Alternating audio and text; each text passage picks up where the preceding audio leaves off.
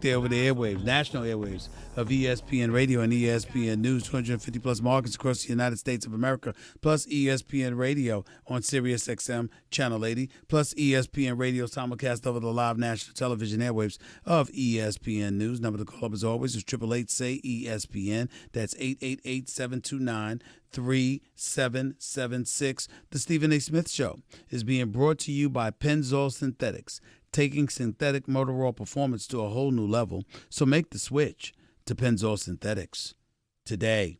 As promised, I want to transition to a different story for a second here before I get back to the calls, because it's something that I want to talk about. I think is very, very important.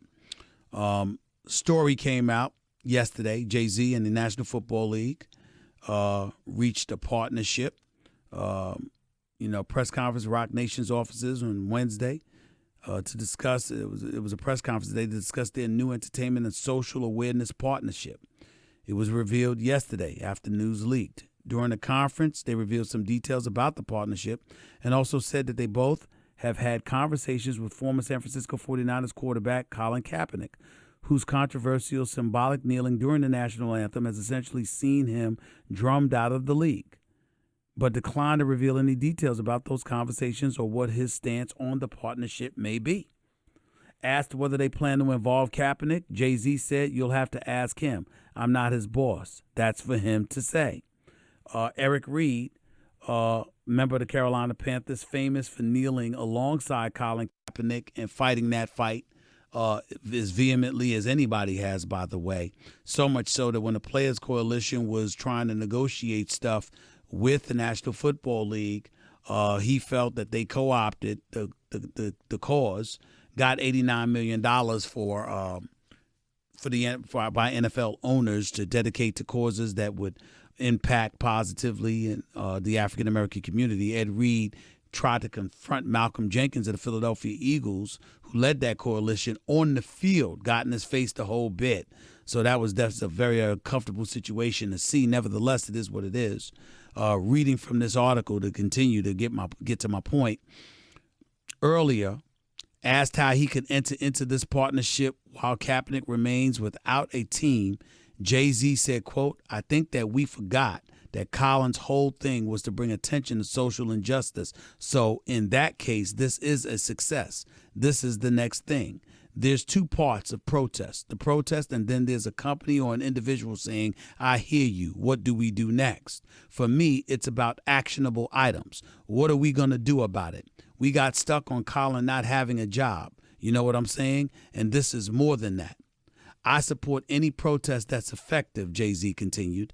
"I'm into action. I'm into real work. I'm not into how it looks from the outside. If protesting on the field is the most effective way, then protest on the field. But if you have a vehicle that can inspire change and speak to the masses at the same time, it's hard to steal the narrative away." Asked if Kaepernick has been blackballed, Goodell said that, quote, "any team can sign him," end quote. Let me tell y'all something. Arguments on both sides are fair. If you are an advocate for Colin Kaepernick, who is still without a job, who still can't even get a tryout, and he is the one that took a knee, and he is the one that ultimately ended up sacrificing his career because of it, because owners certainly don't want the impression of anything compromising their bottom line, or they don't want to deal with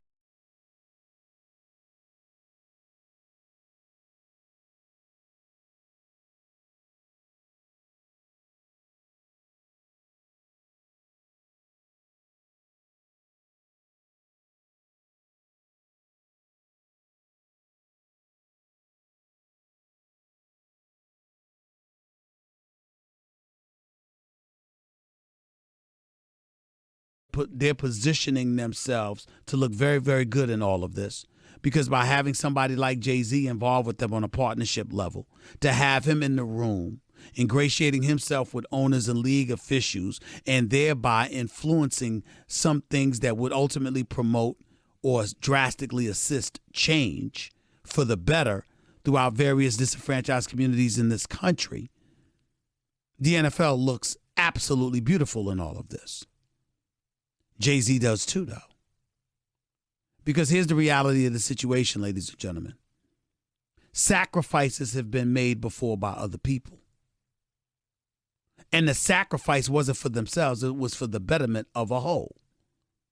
The fact of the matter is, Eric Reed being, so anxious to bring to attention the fact that Colin Kaepernick wasn't a part of this, Colin Kaepernick still doesn't have a job, or whatever else that he says, while reasonable and reasonable to understand, sacrifices that are made throughout history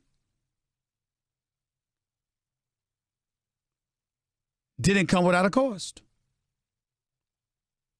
Colin Kaepernick evidently knew what he was doing, right? Colin Kaepernick didn't sit up there and say, I'm protesting so I can have a job. Colin Kaepernick had a job when he was protesting. And he said what his objective was for attention to be brought to various issues that are affecting our society in a detrimental way. Brutality on the part of some police officers, racism and prejudice in corporate America and beyond, an absence of civil liberties and civil rights. He brought all of these things up. Well, if Jay-Z and the National Football League are indeed addressing that, and the only thing that you can say in all of it is that Colin Kaepernick doesn't have a job, why would that be a concern of Jay-Z? Why would that be a concern of anybody who swore they wanted those issues addressed? Colin Kaepernick earned more than $40 million playing football.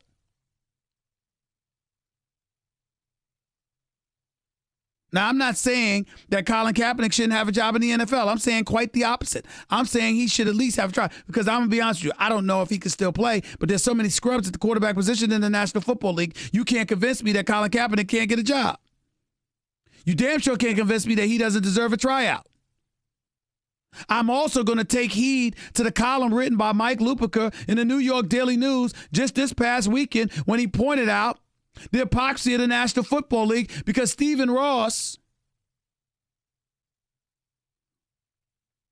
despite his philanthropy, despite the causes that he's partaken, despite his efforts to thwart racism and prejudice and the absence of civil rights, etc., with his Rise Foundation and the great work that they've done. The reality is that Kenny Stills, his wide receiver, was absolutely right when he said it wasn't consistent with him holding a fundraiser for President Trump. Now, some would sit there and say, wait a minute, Stephen A., where the hell is that coming from? Let me explain. It's not about what Trump is or is not actually doing. I'm not here to discuss that. What I'm here to discuss is that you have millions upon millions of people in this nation from various disenfranchised communities throughout this country that feel a certain way about him. Stephen Ross knows this. His work with Rise speaks not just against actionable things, but also perception and how harmful and damning it can be. And knowing the perceptions that are out there, he still decided to have a fundraising event, which Kenny Stills took issue to and various people supported. So with that being the case, when Mike Lupica writes a column talking about, yeah, but you know what? Stephen Ross gets to do that. And people can talk about boycotting Equinox, which he owns, and leaving it at that. But he still gets to go on about his business being an owner in the National Football League. But Colin Kaepernick can't get a job. That's a legitimate argument. Here's my response. Well, we know why that is. Because Stephen Ross cuts checks. Colin Kaepernick cashes them. That's why. That's the reality of the situation. Stephen Ross is not an employer, an employee. He's an employer. And if you are an employer, there are circumstances and ramifications that you usually don't have to deal with that ordinary laborers / employees have to deal with. That's life. This is what I'm talking about when I talk about big boy rules. This is what you have to accept and embrace. And speaking of employers, please understand that Jay-Z is one. Please understand that Jay-Z is a part owner and founder of Rock Nation. Please understand that Jay-Z is cutting checks and cashing them. He ain't exactly working for anybody.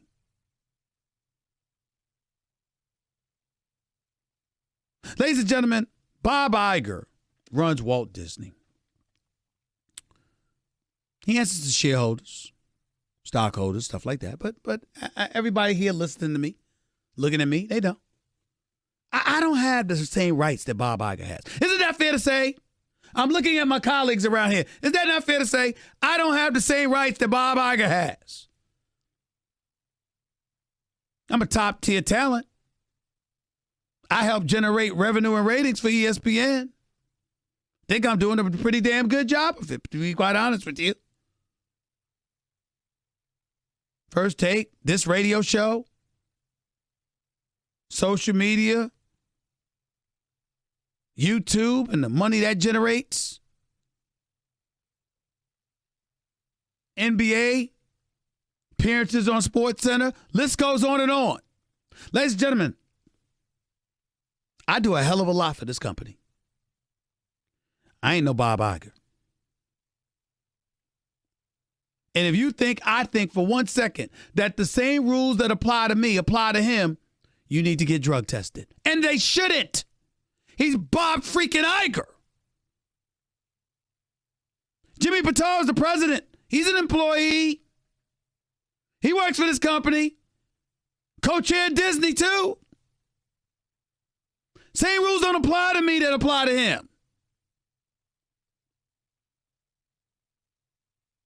Connor Shell, Norby Williamson, same rules don't apply to them that apply to me. Get over it. I cannot believe that in 2019, I still got to sit up there and bloviate to people out there. Excuse me, the same rules don't apply to everybody. Those in position of power, not to say that they should, not to say that they do, but those in position of power kind of have more latitude than those devoid of power.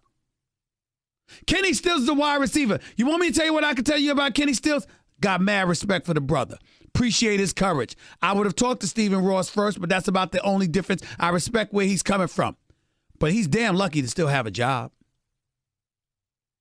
Because if Stephen Ross wanted to, Stephen Ross could have sat up there and said, who the hell you think you are to talk about me without talking to me like that? Get the hell out of my franchise. Pack your bags now. You know what Kenny Stills would have done? He'd have packed his damn bags. You know how you know he's different than Stephen Ross? There is nobody within the Miami Dolphins organization that can walk up to Stephen Ross and tell him to pack his bags. That's how you know it's different. He cuts the check. They cash the check. See how that works? It's very, very simple. Not complicated. We might abhor the discrepancy, the imbalance from time to time, but it's life. It's the real world. Get with it. Because that's basically what Jay-Z said. Jay-Z basically said that. And I'll read the quote to you again. I think that we forget, that Colin's whole thing was to bring attention to social injustice. So in that case, this is a success. This is the next thing. We are bringing attention to social injustice. There's two parts of a protest. the protest, and then there's a company or an individual saying, I hear you, what do we do next? For me, it's about actionable items. What are we going to do about it? We get stuck on Colin not having a job. You know what I'm saying? And this is more than that. I support any protest that's effective. I'm into action. I'm into real work. I'm not into how it looks from the outside. If protesting on the field is the most effective way, then protest on the field. But if you have a vehicle that can inspire change and speak to the masses at the same time, it's hard to steal the narrative away. You don't get that message from Jay-Z? I do. How the NFL owners are going to feign ignorance to social injustice now with Jay-Z in the room? How they going to pretend they don't understand the plight of Black America and beyond? How they going to pretend like they don't know or can't comprehend the struggles of damn near 75% of their player populace with Jay-Z in the room? You know the answer to that. And since you do know the answer to that, how can you possibly lament the fact that this partnership is taking place, all because Colin Kaepernick doesn't have a job? It was never about Colin Kaepernick. Colin Kaepernick told you that. It wasn't about him getting a job. It was about him bringing attention and provoking change with social injustices that are taking place in our society. That's what it was about. And if this partnership pulls that off, then Colin Kaepernick's name can be attached to a greater good. He said it wasn't about him, right? It was about something bigger than him, right? Well, that's what this is. And if that's what this is, then what's the problem? 888-SAY-ESPN. It's 888-729-3776. You are listening live to the Stephen A. Smith Show, ESPN Radio, ESPN News. The one other thing I wanted to say and transition, I wanted to transition to Gregg Popovich's words about patriotism, talking about Colin Kaepernick was patriotic. And I understand everything that Colin Kaepernick, you can talk about patriotic, but calling police officers pigs, wearing a Castro Cuban T-shirt in Miami when you're playing the Dolphins. No. I don't want to hear about that being patriotism. The act of kneeling, which is his constitutional right to do, that was patriotic. But some of the other stuff that he did wasn't all patriotism. So I don't want to hear that. But Gregg Popovich did speak in favor of Colin Kaepernick. I want to say this. I care a great deal about what Gregg Popovich has to say. I have profound respect for him. I do not disagree with what he said. But I will echo what I said to my man Max Kellerman this morning on First Take, which airs every weekday morning from 10 a.m. Eastern to noon and 7 to 9 a.m. Pacific. Ladies and gentlemen, America is not one monolithic group. We're a mosaic. People from an abundance of various cultures, different backgrounds and what have you, reside in this great country of ours. And the contributions from all of these folks is what makes America as great as we are. But one of the things that I've lamented, and I said this morning, even if you know somebody says something that you don't agree with, you ain't getting anywhere when you don't even listen. And I'm not getting political here, but I've watched, because I'm a fan of all those networks, CNN, MSNBC, Fox News included, ABC, NBC, CBS. I like politics. I like watching the debates. I like watching the news and some of the stuff that's going on. And you want me to tell you the one thing that I absolutely abhor? I watch individuals come on shows as guests, and before they utter a sentence out of their mouth, hosts are all over them, interrupting them and not letting them speak. We don't even know what the hell they said that you disagree with. We don't even know what the hell they said. And I'm not going to mention any names because I'm not trying to disrespect anybody, because I respect them all and the job that they try to do. The partisanship turns me off in the whole bit. But I want to say this. You're not going to get anywhere in life when you're not listening to anybody. I mean, I'm not saying don't interrupt. I'm not saying don't disagree. But there's a viewer out there, and if I'm watching a particular show and somebody gets interrupted before a complete sentence comes out of their mouth, guess what? I don't know what the hell you're disagreeing with. I don't know what their point was. I don't know what you're arguing against, so I don't comprehend the debate. And that's not serving the viewer. I interrupt people all the time. I go off all the time. But at least it's after I heard their point and people comprehend why I might be calling them an idiot. At least help me understand what their position is before you interrupt them. We live in this society and we act. I am a black man. There are Hispanics. There are Asian Americans. There are Native Americans. I am quite sure we can find a plethora of things to disagree with some folks in the white community who are obviously vehement in their positions. I do not believe that because we disagree that they have a right, they don't have the right to be heard. I'm going to get calls on this show. One of them is going to be my man Carlton from Tampa. I can assure you Carlton is going to say something I'm going to disagree with. But I can promise you when he speaks, he's going to make sense. And he's going to have a clear and cogent position as to why he may disagree. And I can disagree with him. But what I don't have the right to do is not hear the man's point of view before I disagree. If we correct that, we might be better off than any of us ever imagined. Genuinely listening to one another's point of view. And the more ignorant you are, the more you expose yourself. And the easier it is to slap you down, figuratively speaking, of course. That's America. Not refusing to allow people to be heard. 888-SAY-ESPN. It's 888-729-3776. You're listening live to the Stephen A. Smith Show, ESPN Radio, ESPN News. Back with your calls and more in a minute. By the way, friends, let's talk about Noah. Last year, he had a fast food delivery job. The hours were garbage. The pay was even worse.